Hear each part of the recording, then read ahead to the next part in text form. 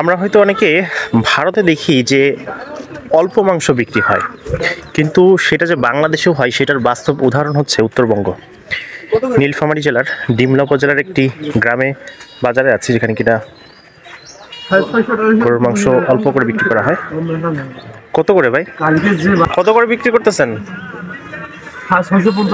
650। ঢাকায় তো এর থেকে আরো বেশি। এখানে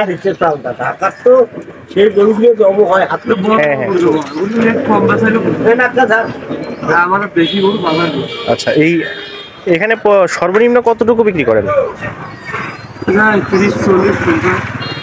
30-40-50 কি?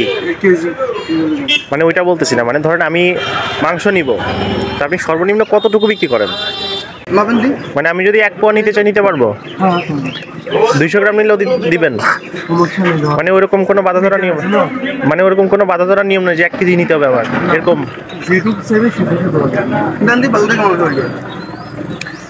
সাধারণত বাংলাদেশের সিস্টেমটা কি, যে 1 কেজি না নিলে দেয় না। আপনি 250 গ্রাম মাংস নিতে যাবেন, দিবে না। কিন্তু আপনাদের এদিকে সিস্টেমটা একটু ভিন্ন, মানে যে যতটুকু প্রয়োজন ততটুকু নিতে পারবে। আচ্ছা, তো 1.5 কেজি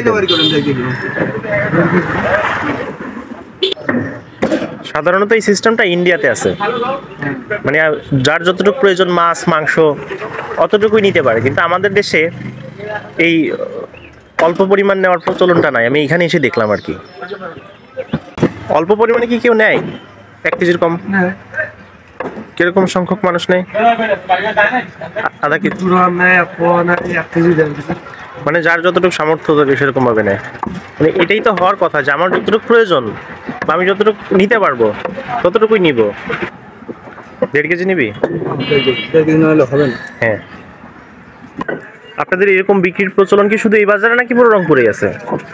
সব জায়গায়, মানে পুরো রংপুরের উত্তরবঙ্গের সব জায়গায় এরকম, যার যতটুকু প্রয়োজন নিতে পারে।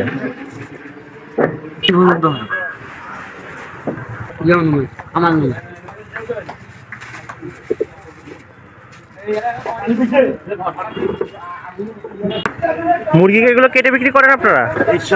কেটে বিক্রি করেন? কেজি কত করে বিক্রি করেন? মানে নাড়ি বুড়ি ছাড়া? সর্বনিম্ন কতটুকু বিক্রি করেন? মানে যে যতটুকু নেয়। কারণ যদি আমি 1 পোয়া নিতে চাই, দিবেন? 1 কেজি নিলেও দিবেন, 1 পোয়া নিলেও দিবেন? এই মুরগির ওজন তো বিশাল, কতটুকু ওজন হবে?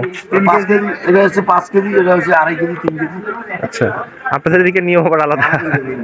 এটা ভালো নিয়ম, যে যার যতটুকু দরকার সে ততটুকু নিয়ে ব্যবহার করবে।